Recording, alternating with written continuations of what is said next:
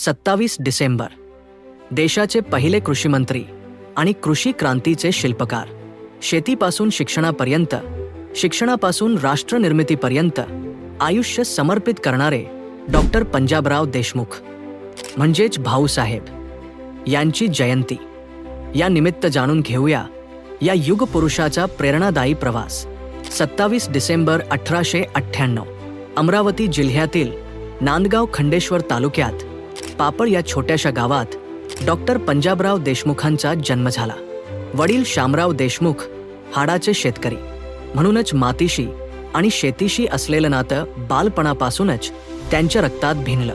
प्राथमिक शिक्षण गावात, माध्यमिक शिक्षण कारंजा लाड आणि अमरावतीत आणि पुढे पुण्याच्या फर्ग्युसन कॉलेजमधून उच्च शिक्षण घेतले. पुढे त्यांनी इंग्लंडच्या कैम्ब्रिज विद्यापीठातून बॅरिस्टर, संस्कृतमध्ये MA आणि origin and development of religion in Vedic literature या विषयावर PhD प्राप्त केली. शिक्षण घेत असतानाच गरीब, शोषित आणि शेतकऱ्यांचा कळवळा भाऊसाहेबांच्या मनात खोलवर रुजला. याच विचारातून 1926 साली मुष्टीफंडच्या माध्यमातून गरीब विद्यार्थ्यांसाठी श्रद्धानंद छात्रालय उभं केलं.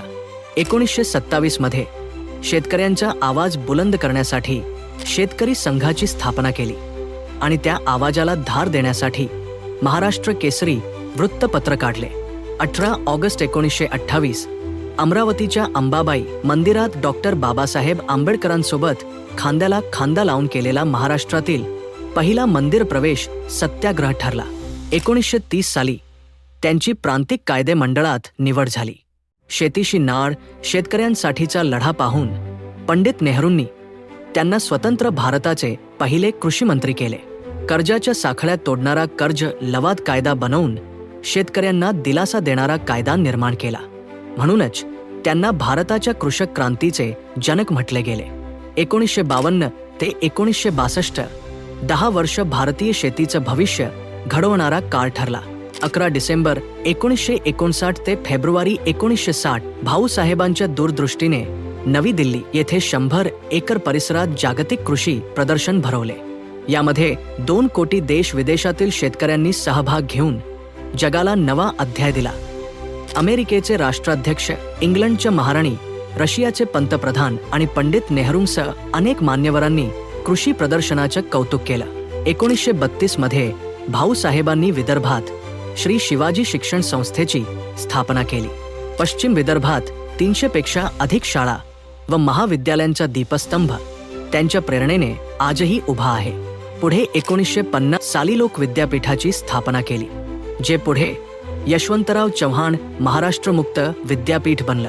1955 साली भारत कृषक समाजाची स्थापना केली.